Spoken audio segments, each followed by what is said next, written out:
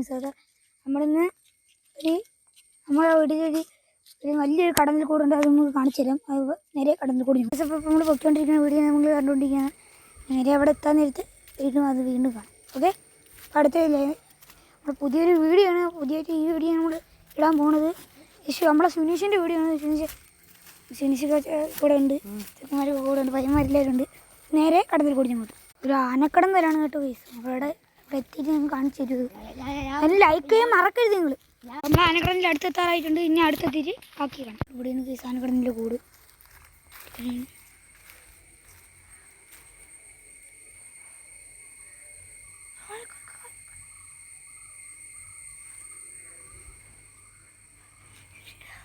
കൊമ്പപ്പം അങ്ങോട്ട് പറഞ്ഞത്